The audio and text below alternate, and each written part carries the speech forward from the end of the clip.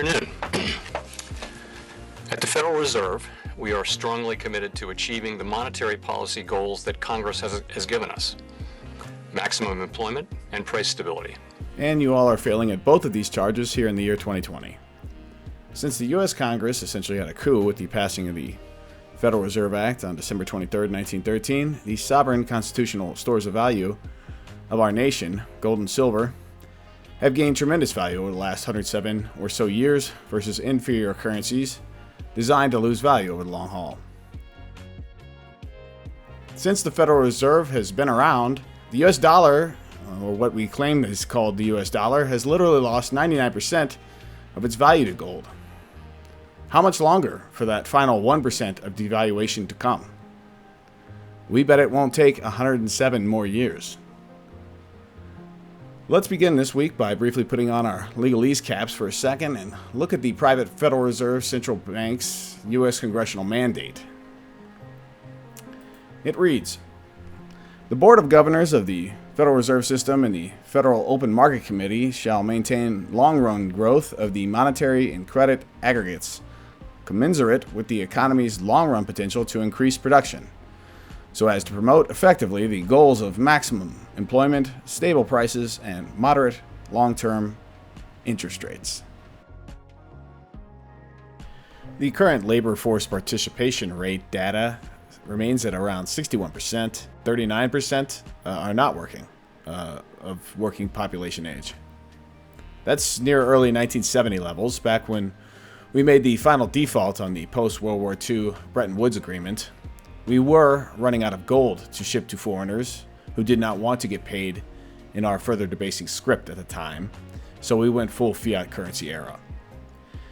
As we think about prices for things we mostly need, like healthcare, childcare, higher education, and training, prices have not been stable for some time now. Rather, much of our price inflation ongoing has been masked by productivity gains and technological advances. But the Fed, still this week, reiterated that they want 2% inflation, and interest rates are not going back up until the consumer price inflation data over at the BLS says we have price increases of over 2% per year.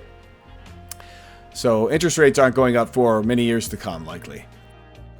And looking over at the final chart here where it reads, "and moderate long-term interest rates." Well, it depends how we define the word moderate or moderate. There is certainly nothing average about these near 5,000-year low interest rate levels, so I'm guessing it's not the adjective. Jerome and the private Federal Reserve claim to be apolitical, which is untrue, so the noun is out. I'm going to go with the verb here: to make or become less intense, to preside over doing so. So with 5,000-year low interest rates, the Fed is going to pin interest rates near zero for years to come. At the same time, they want some hot inflation. They keep talking about it over and over. It's a nice recipe for a raging gold bullion bull market unfolding. Hello there, on behalf of stbullion.com, this is James Anderson, and this week we're going to dig into some dastardly details of gold and silver price rigging this past decade plus. But for now, please take a second and go down and smash the like button. We got to make sure that this algorithm keeps serving this content to people who are like-minded and who have interest in this kind of information. So, regarding a bit of gold and silver price rigging news this week, and no, it's not the same alleged RICO criminal precious metals desk that continues adding millions of ounces of silver into its record-breaking .999 fine silver bullion COMEX bar pile. No. We have done various insightful videos on that bank and the criminal lawsuit ongoing against them here on the SD Bullion YouTube channel. I'll leave a few in the links below if you'd like to see those videos. But this week, we're going to be talking about Deutsche Bank, and this alleged criminal doofus is going to be our star witness for the week. David Liu left digital transcripts, literal written records of his financial market crimes over many years of time while trading silver and gold derivative markets at that fragile commercial bank.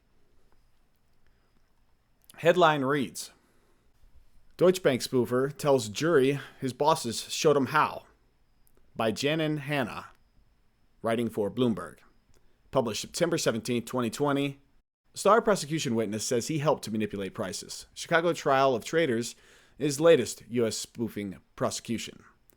Former Deutsche Bank AG analyst David Liu told a Chicago jury he learned how to manipulate gold and silver prices from the two successful senior traders he admired and worked for about 3 years. Liu said he wanted to be a team player and make money after joining the bank's Singapore office, so he began doing spoof trades the way he was taught by Cedric Chenu and James Vorley. The senior traders often placed buy and sell orders they never intended to execute, a strategy intended to influence prices so they could reap illegal profits, Liu said. Vorley and Chenu are on trial for fraud and conspiracy, accused of issuing multiple bogus trade orders between 2008 and 2013. The case is the latest prosecution of spoofing trades brought by the U.S., which has been cracking down on the practice since the so-called flash crash a decade ago. I saw Mr. Vorley and Mr. Chenu do it, Liu, a graduate of London School of Economics and the prosecution's star witness, said Wednesday in federal court. Liu, who has pleaded guilty to spoofing charges and is cooperating with the government in return for leniency, said he sat next to Chenu in Singapore from 2009 to 2012 and communicated daily on a live video chat with Vorley in London. While he knew manipulating prices was wrong, Liu said spoofing trades were so commonplace in the market and among his co-workers that he figured it was okay. Read more. Spoofing is a silly name for serious market rigging. That's just a little side piece. Sometimes Bloomberg tries to get a little link in there, get you to read some other related topic. But indeed, spoofing is a silly name for rigging price discovery markets, especially critical price discovery markets for assets such as gold, silver, and other commodities, etc., that the world needs. In one of several trades, Liu described in detail he worked with Vorley on August 26, 2010 to push up gold prices.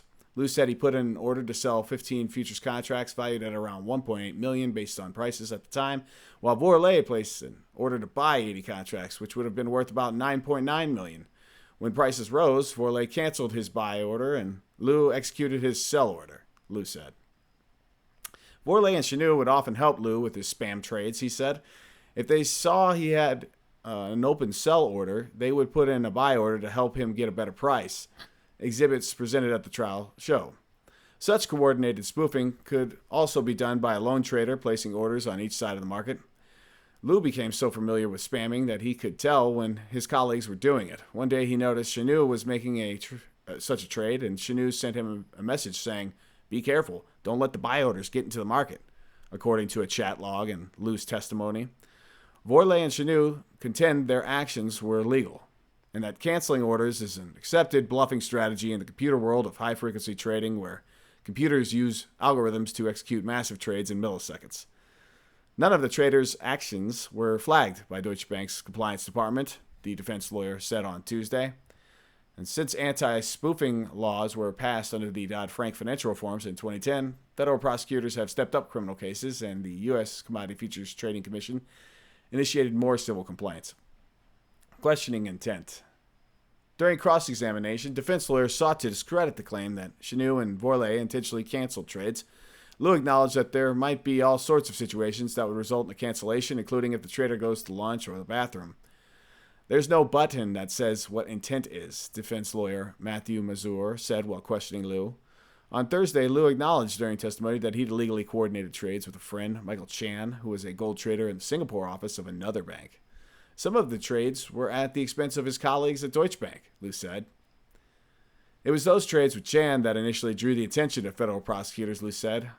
Chan testified in the trial of UBS SH trader Andre Flotron, describing how Flotron had taught him how to do spoof trades. Flotron was acquitted in 2018 after a federal judge in Connecticut threw out most of the charges, saying the government should have brought the case to Chicago, where the trading occurred. Mazur also noted that Liu must have been aware that his own price-manipulating strategies weren't legal. In an August 8, 2010 chat message to Chenu, Liu wrote, "'Cause Dodd-Frank gonna get me fired. Ha ha!"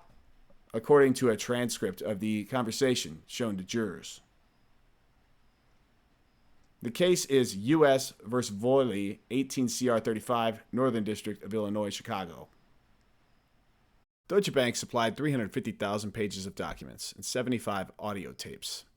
Nick Lyard over at goldchartsrs.com overlaid the market rigging traders' chat transcripts with the gold and silver spot price from 2007 through 2013.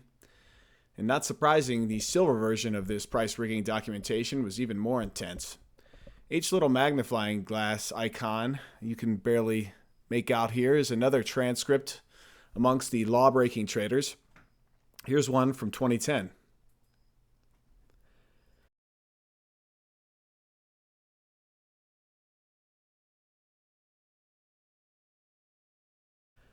I'm sure this will not be surprising to anyone who has been investing in the precious metal sector over the last dozen years or so. It's seemingly a lawless, ridiculous price discovery market. On this YouTube channel, we have documented how both the COMEX and seemingly lawless City of London bullion and derivative markets have been active in suppressing the prices for both gold and silver for decades compounding. I'll leave this video's link in the show notes in case you missed that one. It goes through a thorough explanation of some of the East versus Western full fiat currency era charts we are about to speed through to close this week's bullion market update. Obviously, at the moment, we are in a sideways price consolidation as we await for silver and gold spot prices to begin reclimbing, likely later this year when infinite QE returns. But for now, I want you to see how the Eastern trading hours have priced gold and silver over the last 5 decades of time. Fair warning, the following charts are sometimes hard for people to understand. You may have to press pause and read the explanations to grasp a power of what is being pervaded by the compounding price and trading data. The London gold price fix was pretty much in from 1975 onwards. It got progressively more ridiculous in the early part of the 21st century bullion bull market. Essentially, those on the inside of it were allowed to rig the price of gold lower pretty much every day for their benefit over everyone else's.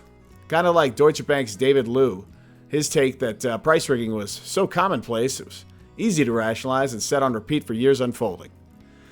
The compounded Eastern gold trading price today is now at $21,667, full fiat US dollars, that is, per troy ounce. This is a 5-decade compounded chart that begins from 1970, the start of 1970, leads all the way to now, present day 2020. This chart says to me the value of gold bullion today conservatively should be likely around 5 to 10 times stronger than it currently is. Moving on, gold trading hours during COMEX market hours, ever since the COMEX began trading gold futures contracts. On this channel, we've documented in late 1974 U.S. Treasury meeting with the then largest London gold bullion market players. The original intention of the COMEX and commodity futures market for gold contracts was to cut the then raging gold spot price, inject price volatility into price discovery, and in doing so, hoping to dissuade average U.S. citizens from saving private gold bullion over Fiat Federal Reserve notes 1975 onwards when it got re-legalized, in quotes, for people to own private gold bullion again. Pretty much the U.S. Treasury was freaked out and worried that their full Fiat Federal Reserve note was going to fail flat on its face. The price of gold went from $200 roughly an ounce to $100 an ounce in a matter of 18 months or so. It certainly shook out a lot of people who thought it was just going to keep going straight up. Pretty much ever since back in 2009 when China and likely then U.S. Treasury Secretary Tim Geithner made a sweetheart deal to allow China to divest much of their U.S. debt assets into Western gold bullion imports, the blue Eastern gold trading line has been rising steady ever since. Finally, the silver market, East versus Western prices compounding. Let's have a look at that. As I remain convinced before this silver bull market ends, the red silver spot price line will again catch up with the blue Eastern compounding silver price line, which at the moment is at $167.84 per troy ounce silver. And that again is compounded over 5 decades of time on this chart, beginning in 1970 all the way to present day in 2020. When the red and blue line begin meeting, it will probably be time to take some profits for those who are considering swing trading some of their bullion positions in precious metal investments later this decade, or perhaps in the next. But for now, silver bullion below 50 per troy ounce remains in my mind a solid long-term store of value as the private Federal Reserve embarks on bond and fiat currency market bubble popping. These two monetary precious metals are preparing to rage in response. That's it for this week's update. Hit the links below for more information on our bullion market views. And until next time, take great care of yourselves and those that you love. If you enjoyed this content, be sure to give our video a thumbs up. To keep getting bullion-related news and industry insights, be sure to subscribe to our channel. Finally, hit that alert button so you know when we publish fresh content. Give us your thoughts in the comments below. Let us know what you think and which topics you want to hear more about.